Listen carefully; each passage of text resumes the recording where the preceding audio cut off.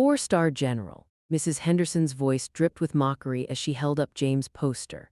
Class, this is what we call pathological lying. You think we're stupid. You think I don't know there are only 9 4-star generals in the entire United States. She ripped the poster in half, then quarters. The pieces scattered across the floor like confetti at a funeral. Jame's voice was quiet, steady. I can call him right now, Mrs. Henderson. He's at the Pentagon this week. I can prove it. She dropped the torn pieces at his feet. This is stolen valor, a federal crime. I've been teaching 15 years and I know when students exaggerate to get attention. People from neighborhoods like yours don't just become 4-star generals. 28 7th graders stared, some smirked, most looked down. Jame bent to pick up the pieces of his father's face. Have you ever been told your truth was a lie because of how you looked? 3 hours earlier, Jame Washington had walked into Jefferson Middle School with his poster board carefully wrapped in plastic, protecting it from the morning drizzle. He'd spent 2 weeks on it. Every detail mattered. The Pentagon insignia printed in full color, his father's official photo and dress uniform, the 4 stars on each shoulder gleaming under studio lights, a timeline of his dad's deployments: Iraq, Afghanistan, Germany, South Korea. 28 years of service condensed into a trifled presentation board. His mother had helped him last night, her nursing scrubs still on after a 12-hour shift at Community General. Sarah Washington had looked at the poster with tired but proud eyes. It's beautiful, baby. She traced her finger over the photo of her husband. Your daddy's going to love this. You think Mrs. Henderson will like it? Jame had asked. Sarah's smile had faltered for just a moment. Just tell the truth, Jame. That's all you can ever do. Tell your truth and stand in it. Now, picking up the shredded pieces of that truth from the classroom floor, Jame understood what his mother's hesitation meant. This wasn't the first time Mrs. Henderson had looked at him like he was lying. It was just the first time she'd been this public about it. 2 months ago, she'd pulled him aside after class. Jame, these shoes. She'd pointed at his Air Force Ones, a gift from his father during his last visit home. Where did you get the money for these? These are $200. My dad sent them, ma'am. Your dad, the way she'd said it like she was tasting something sour. Jame, if you're involved in anything you shouldn't be, you can tell me. I can help. He'd been confused then. Now he understood. She thought he was selling drugs. Last month, she'd accused him of plagiarism in an essay about military strategy. This writing is too sophisticated for a 7th grader from your background. She'd made him rewrite it during lunch, watching him the entire time, as if waiting for him to fail without Google to help him cheat. He hadn't failed. He'd written it even better the second time because his father had taught him about the Battle of Midway over summer break, walking him through tactics on their kitchen table with salt shakers as aircraft carriers. Mrs. Henderson had given him a B- anyway. Don't get cocky, she'd said. The other students had noticed. Of course they had. When you're one of 7 black kids in a class of 28, everything you do gets noticed. When your teacher treats you differently, everyone sees it, even if they pretend not to. Deshawn, who sat 3 rows back, had gotten the same treatment. Last week, Mrs. Henderson moved him away from his lab partner, a white girl named Emma, because she said he was disrupting her learning. Deshawn hadn't said a word during the entire class period. He'd just been sitting there, existing while black, and apparently that was disruption enough. Aisha, the only black girl in their section, stopped raising her hand in October. What's the point? She told Jame at lunch. She never calls on me anyway, and when she does, she acts surprised when I get the answer right. But Jame had kept hoping. Kept believing that if he just worked hard enough, was polite enough, perfect enough, Mrs. Henderson would see him, really see him. The My Hero project was supposed to be his moment. 20% of their semester grade. A chance to share something real, something he was genuinely proud of: his father, General Robert Washington. A man who'd risen from enlisted private to 4-star general over 28 years. A man who'd earned a Bronze Star in Iraq and a Purple Heart in Afghanistan. A man who now helped plan military strategy at the Pentagon, who'd shaken hands with 3 different presidents, who dedicated his entire adult life to serving his country. Jame had watched other students present all week. Jessica Martin's father, a financial consultant, whatever that meant. Mrs. Henderson had called him impressive and a pillar of the community. When Jessica stumbled over her words, Mrs. Henderson smiled encouragingly. Take your time, sweetheart. Connor Walsh's dad owned a car dealership. A small business owner, the backbone of America, Mrs. Henderson had actually applauded.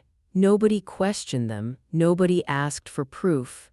Nobody demanded to see tax returns or business licenses or verification of their claims.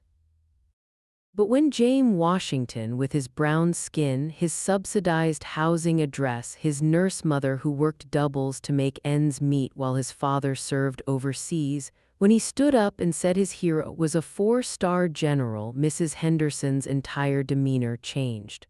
Her arms crossed, her smile vanished, her eyes narrowed with suspicion. And before he could even finish his introduction, before he could explain that his father was currently at the Pentagon for strategic planning meetings, before he could share the stories about his dad teaching him chess as a metaphor for military tactics, or the letters his father sent from deployment, or the video calls where his dad appeared exhausted but always asked about James' grades first, before any of that, Mrs. Henderson decided he was a liar. She decided it before he opened his mouth. She decided it the moment she saw the 4 stars on the uniform in the photo. She decided it because in her mind, people who looked like Jame, people who came from where Jame came from, people whose mothers worked as nurses instead of doctors, whose addresses included the words apartment complex instead of estate or manor, those people didn't have fathers who were generals. Those people had fathers who were absent or incarcerated or working minimum wage jobs. That's what Mrs. Henderson's world allowed for. That's what made sense to her. A black boy with a 4-star general for a father? Impossible, unbelievable, a lie. So she ripped up his poster, called him a liar, accused him of committing a federal crime, humiliated him in front of 27 of his peers. And she did it with confidence, with certainty, with the full weight of her 15 years of teaching experience and her master's degree in education and her position of authority. She did it because she could, because who would stop her? Principal Graves, who dismissed every complaint from black parents with a wave of his hand and a lecture about maintaining standards. The other teachers who'd watched her do this for years and said nothing. The parents who trusted her because she was firm and their kids got good test scores. Nobody would stop her. Nobody ever had. Jame gathered the last piece of his father's torn face and put it in his pocket. His hands had stopped shaking. His jaw was set. His phone buzzed. A text from his mother. "How did it go, baby?" He typed back with steady fingers. "She called me a liar." She tore it up. 3 dots appeared immediately. Then, "On my way. Don't worry, baby. It's going to be okay." Another text came through, but this one wasn't from his mother. It was from his father's aide, Colonel Morrison, someone Jame had met exactly twice. The message was short. "Your mother called. Stay strong. Help is coming." Jame didn't understand what that meant, but he was about to find out. Mrs. Henderson didn't let James sit down. She kept him standing at the front of the classroom, the torn poster pieces still scattered around his feet like evidence at a crime scene. "Class, pay attention to this." She walked slowly around James, circling him. "This is a perfect teachable moment about integrity, about honesty, about consequences." James stared straight ahead. He could feel every pair of eyes on him. Jessica Martin whispered something to Connor Walsh. They both snickered. "Stolen valor." Mrs. Henderson wrote it on the whiteboard in large letters. "Do you all know what that means? It's when someone lies about military service to gain respect they haven't earned. It's not just morally wrong, it's illegal, a federal crime." "But I'm not lying." James' voice cracked. "My dad really is enough." The word came out like a slap.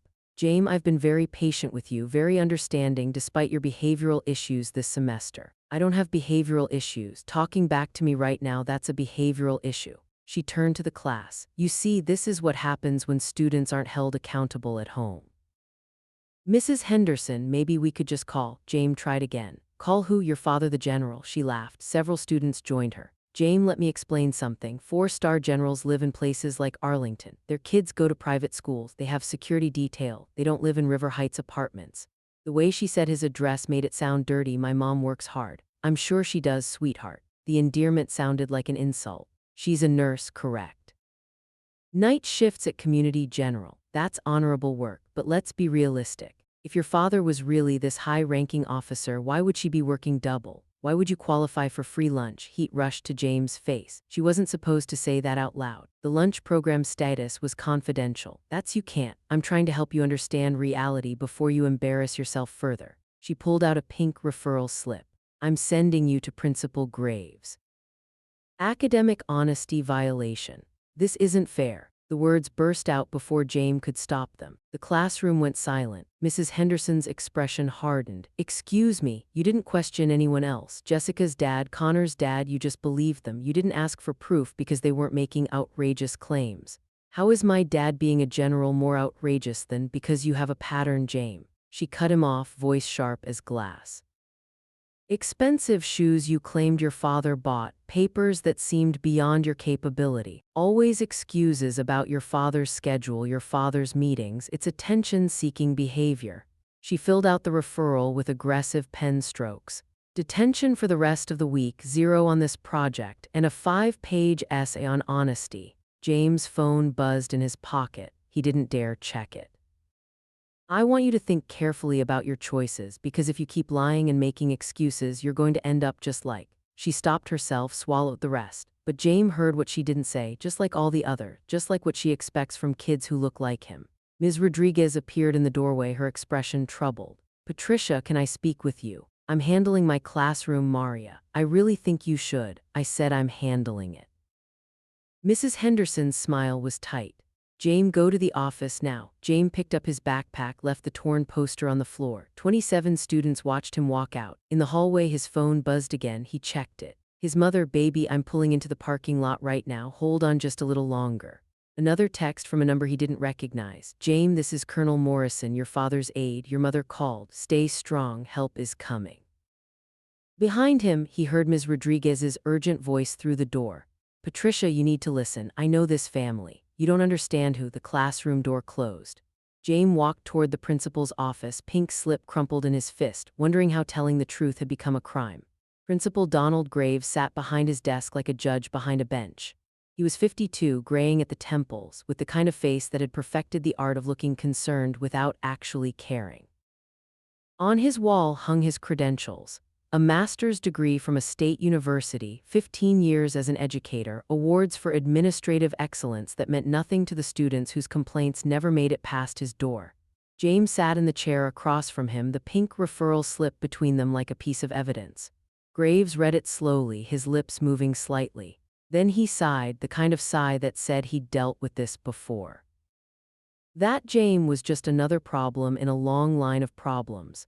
"Jame, this is the 3rd time this semester." "Sir, that's not the 3rd time you've been sent to my office. The 3rd time we've had to have a conversation about your behavior." He tapped the referral slip. "Academic dishonesty, disrespect to a teacher. These are serious issues. I didn't do anything wrong. I was just telling the truth about my dad. Mrs. Henderson has been teaching for 15 years. She has a master's degree in education. She knows when students are exaggerating."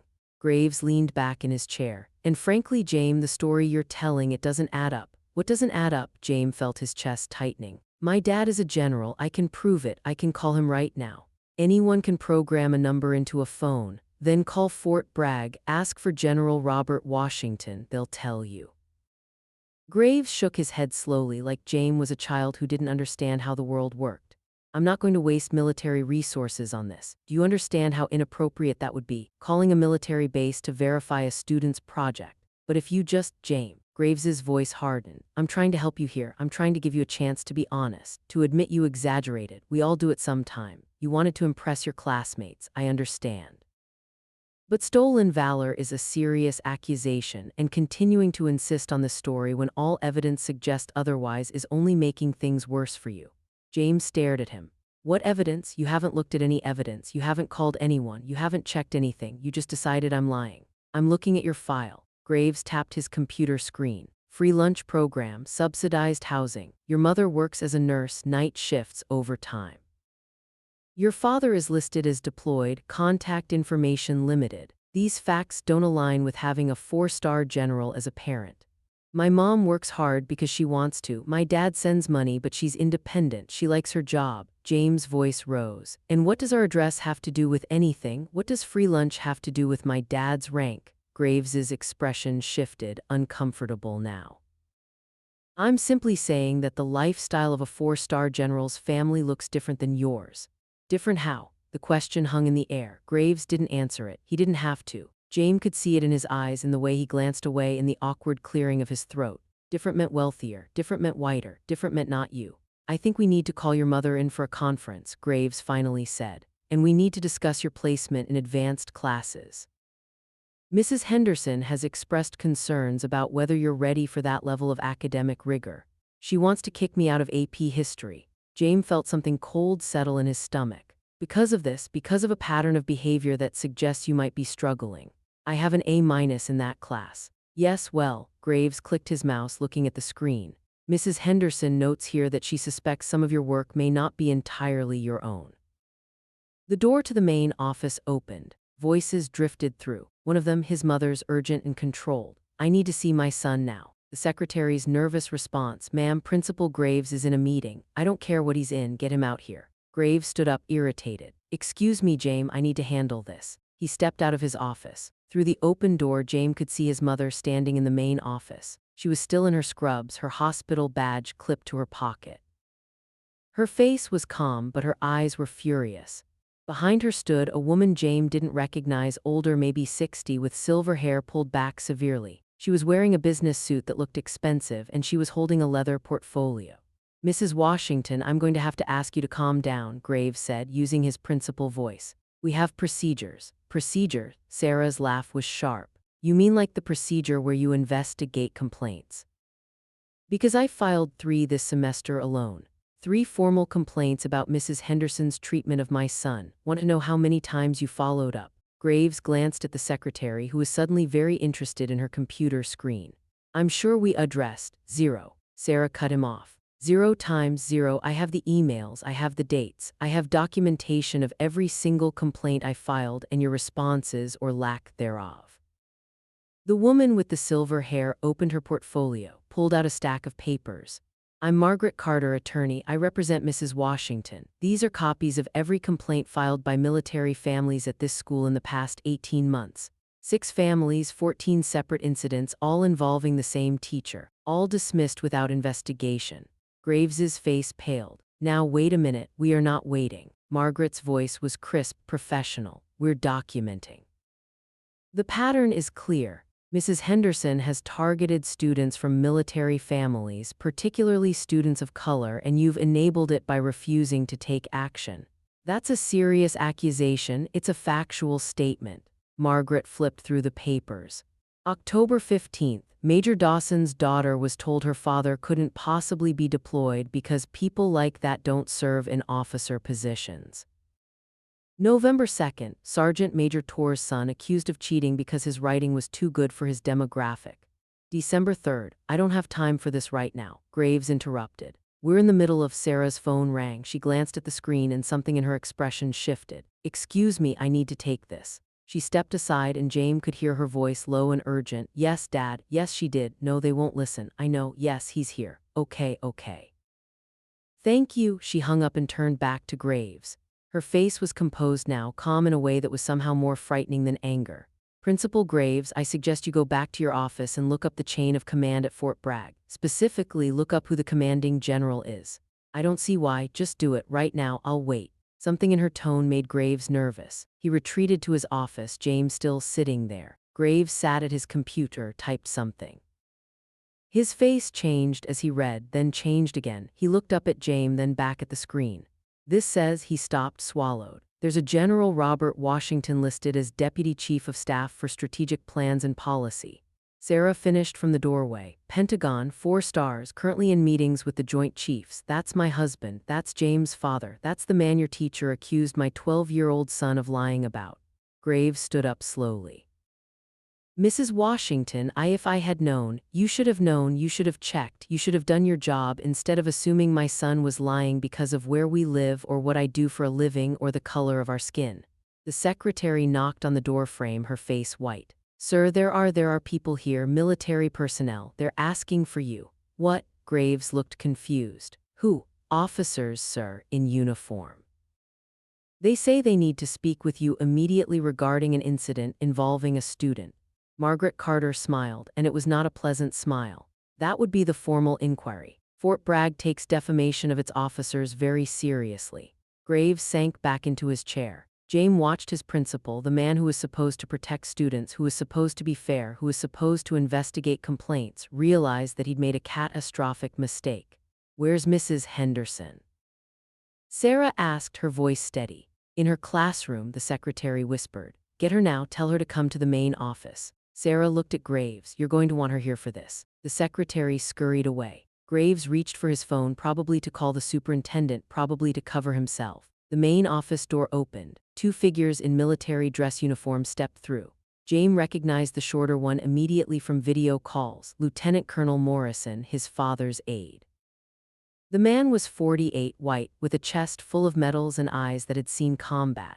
But it was the second figure that made everyone in the office stand up reflexively. Major General Patricia Hughes, 2 silver stars gleaming on her shoulders. She was 52, black, and she had the bearing of someone who'd commanded thousands of soldiers in war zones. Principal Graves. Her voice was firm, authoritative.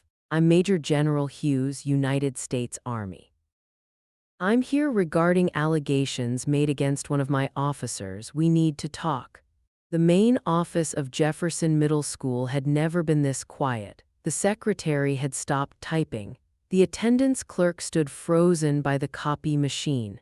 Even the clock on the wall seemed to tick more softly, as if afraid to disturb what was happening. Major General Hughes didn't sit.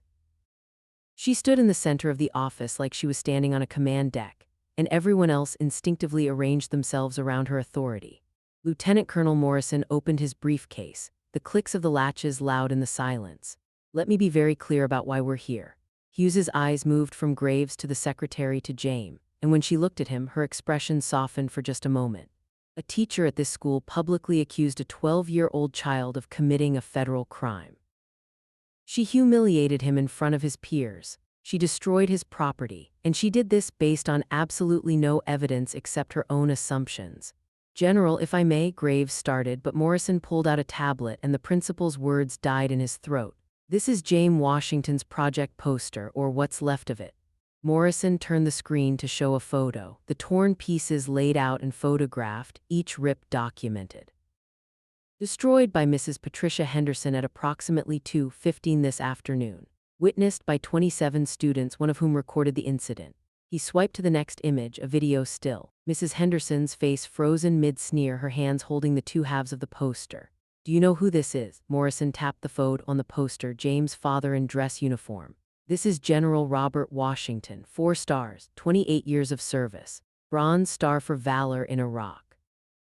Purple Heart from Afghanistan, currently serving as Deputy Chief of Staff for Strategic Plans and Policy at the Pentagon. He advises the Joint Chiefs, he briefs the President." Graves had gone gray. We didn't know, you didn't check." Hughes's voice cut like a blade. "You didn't verify, you didn't investigate, you just assumed a black child from a working-class neighborhood was lying about his father." Morrison swiped to another document. "This is General Washington's service record. I'm going to read you some highlights. Enlisted at 18, earned his commission through ROTC. Ranger qualified, airborne qualified, served in Desert Storm, Bosnia, Iraq, Afghanistan, commanded at every level from platoon to brigade. Pentagon Fellow, War College graduate, promoted to flag rank at 42, youngest in his year group. Each achievement landed like a hammer blow. This is the man your teacher said doesn't exist. The man she said Jame was lying about." Morrison's jaw was tight. "Mrs. Washington, would you like to add anything?" Sarah stepped forward. Her scrub seemed almost defiant now, a reminder that she worked, that she served her community, that she had nothing to be ashamed of. "My husband is deployed most of the year. When he's home, we spend time together as a family. We live modestly because that's how we choose to live.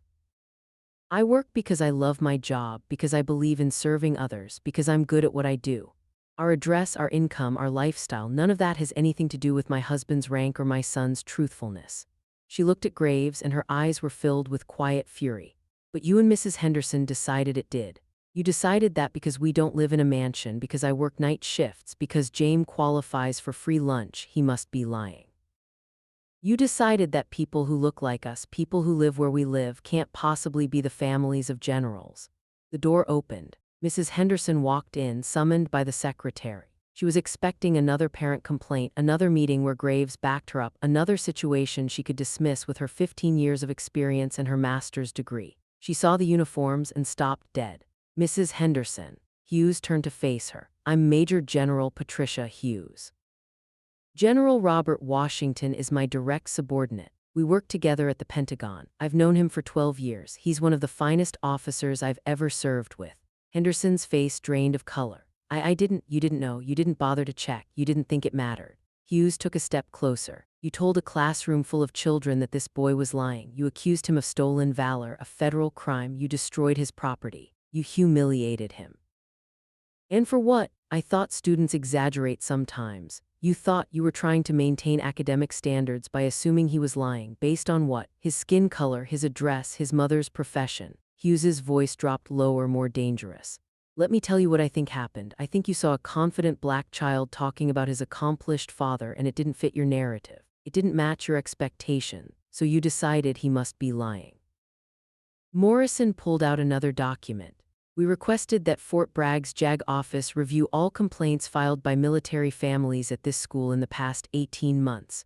Would you like to know what they found? He didn't wait for an answer. 6 families, 4 black, 2 Latino, all military. One father is a major, one is a command sergeant major, one is a lieutenant colonel.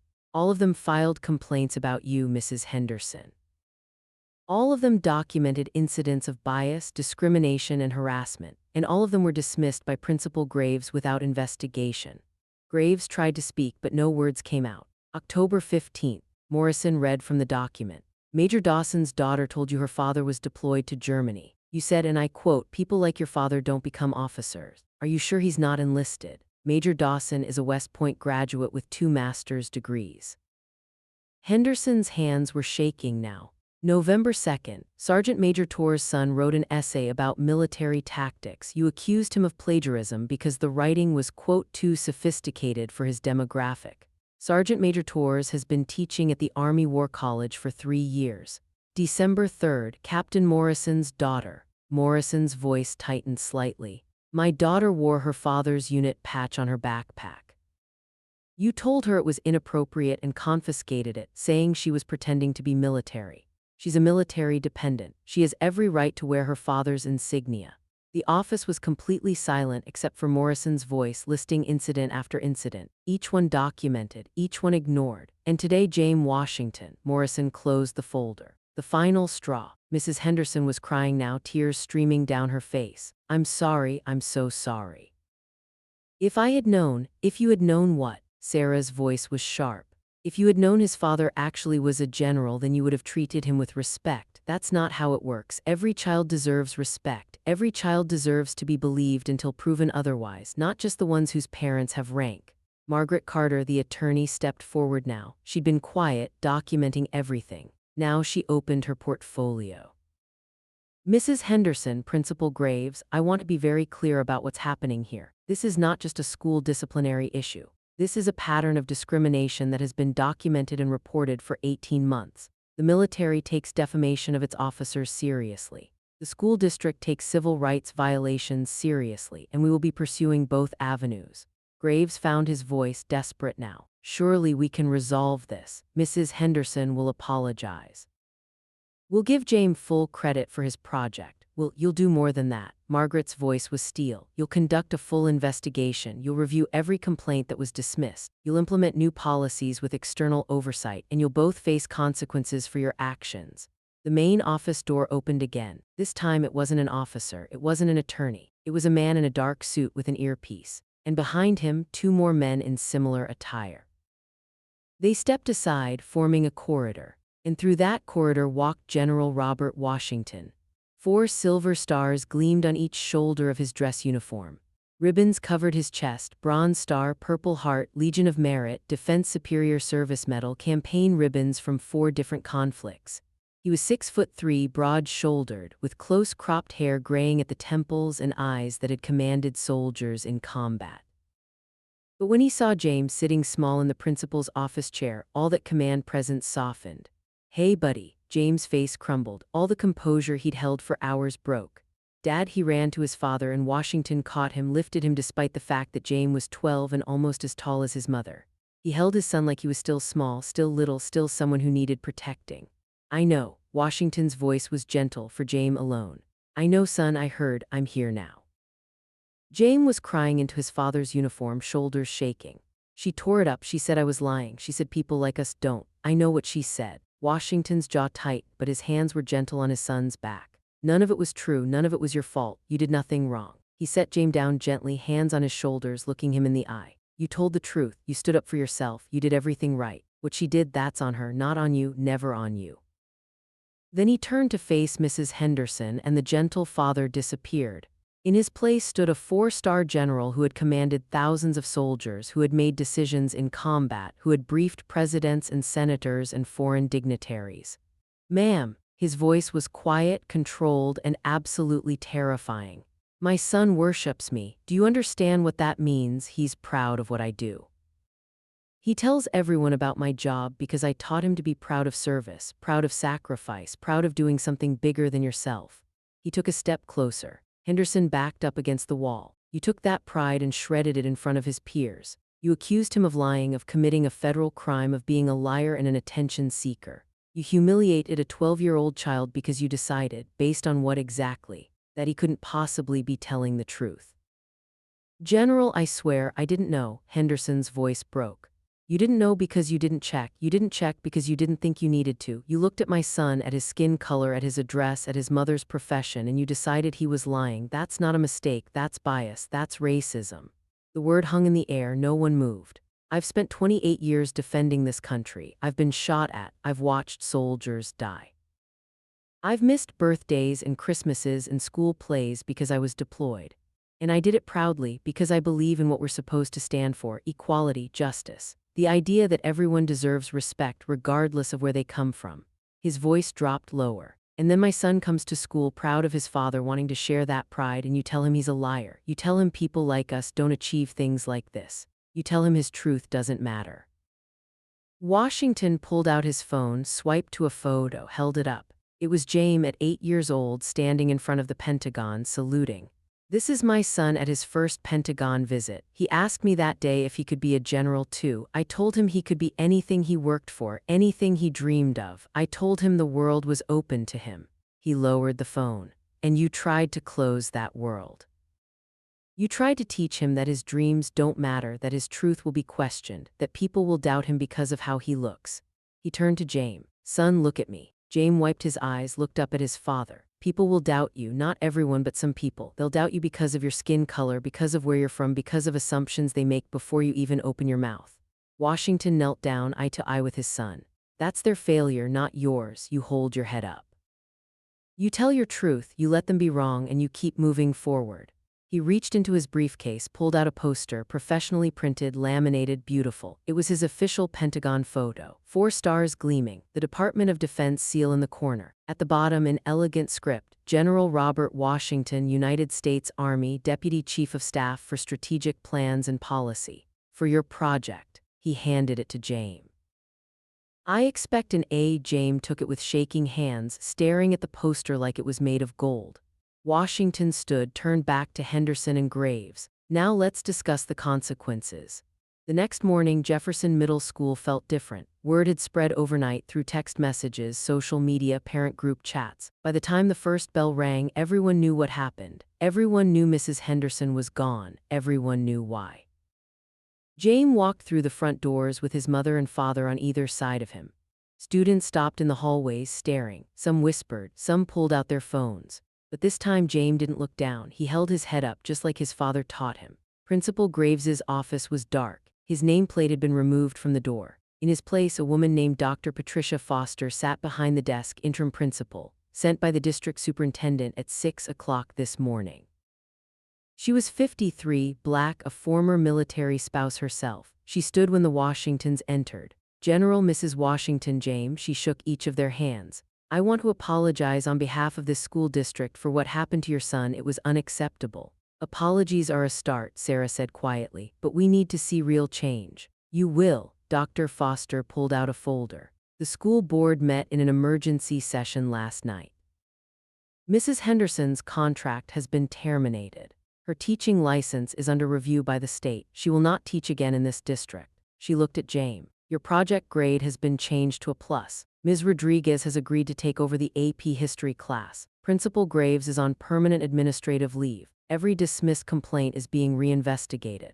Dr. Foster closed the folder. And starting today, every complaint will be logged with the district office. Every complaint will be investigated within 48 hours. What about the other students? General Washington asked. The ones who witnessed what happened, what are you teaching them now? Dr. Foster met his eye. That's why you're here. I'd like you to speak to James' class. Room 204 looked different when Jame walked in at 10 o'clock. Ms. Rodriguez stood at the front, smiling warmly. The students were already seated, quieter than usual. Deshan caught James' eye and nodded. Aisha gave him a small wave. Even Jessica and Connor looked uncomfortable, guilty. Then General Washington walked in and every student stood up reflexively. When a 4-star general enters a room, you stand. Please sit down. Washington's voice was gentle but carried authority. He walked to the front and James sat in his usual seat.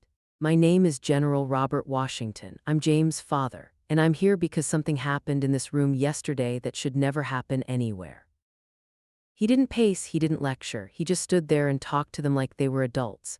How many of you believe Jame was lying? He waited. Slowly 5 hands went up, then 7, then 10. Thank you for being honest. Why did you think he was lying? Connor spoke first, his voice small. Because generals are supposed to be really important and Jame is just normal. Normal, Washington repeated. What does that mean? Connor squirmed. Regular, you mean poor. Washington said flatly. You mean black, you don't like what you think important people look like. The classroom was silent. Let me tell you something, important people come from everywhere, they look like everyone. Some of the best soldiers I commanded grew up in places like James' neighborhood. Some had mothers who worked 3 jobs, some qualified for free lunch. He paused. Some of them were me. He let that sink in. I grew up in Detroit, my mother cleaned houses. My father left when I was 6. We lived in a 2-bedroom apartment, my mom, my grandmother, 3 siblings and me. I got free lunch, and when I told my 7th grade teacher I wanted to join the military, you know what he said? The students leaned forward. He said people like me ended up in jail, not in uniform. He said I should lower my expectations, know my place. What did you do? Aisha asked quietly. I proved him wrong.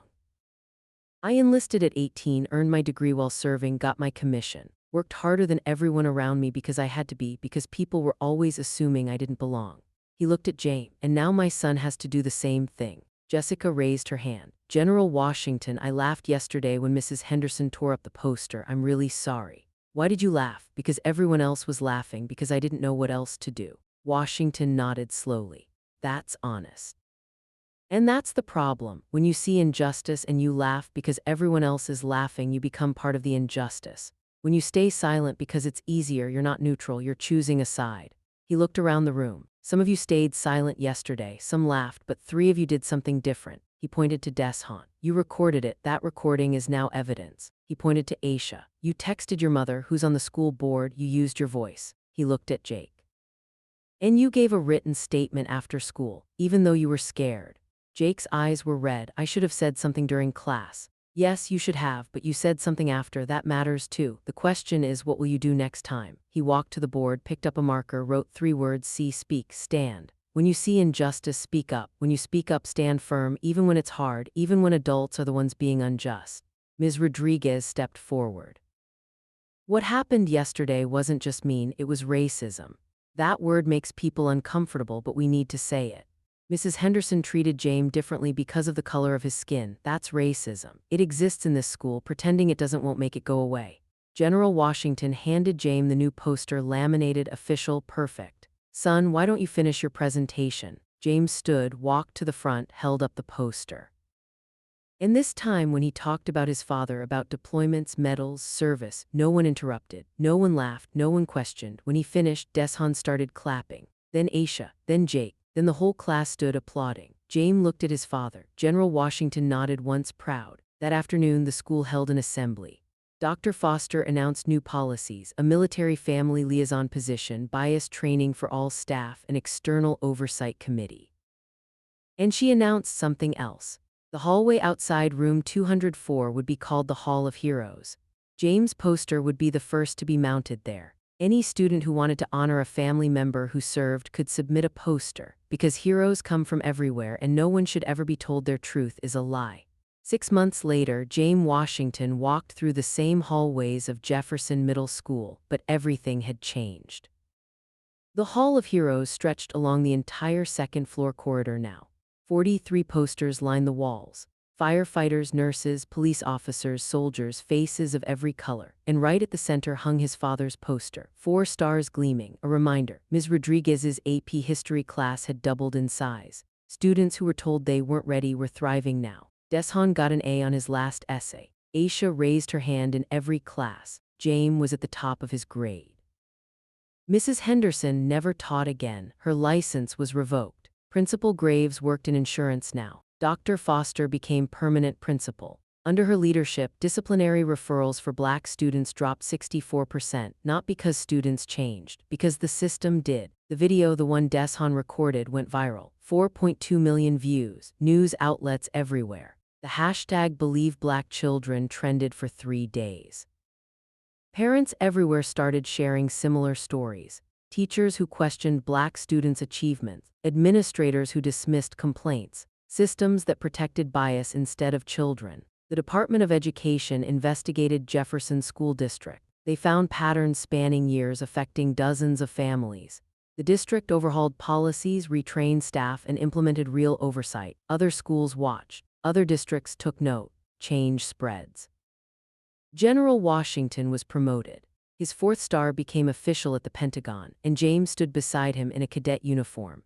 He joined JROTC following his father's path, carving his own. A reporter asked Jame, "What did you learn from all this?" "I learned that my truth matters even when people don't believe it. I learned that staying silent makes you part of the problem. And I learned that change doesn't come from people with power. It comes from people who refuse to accept injustice." What would you say to other kids going through something similar? Jame looked at the camera. Document everything, tell someone who will listen, don't let them make you doubt yourself. And remember, just because someone has authority doesn't mean they're right.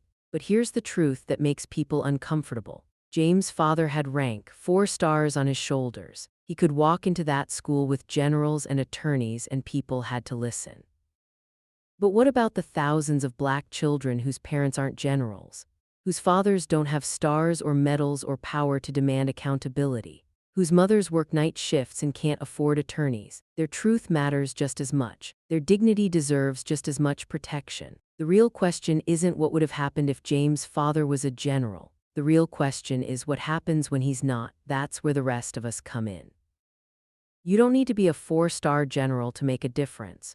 You need to be willing to see injustice when it happens, to record it like Deshan, to speak up like Aisha, to give statements like Jake even when it's scary. You need to believe children when they tell their truth, to investigate complaints instead of dismissing them, to hold systems accountable. You need to be someone's General Washington, someone's Deshan, someone's Ms. Rodriguez.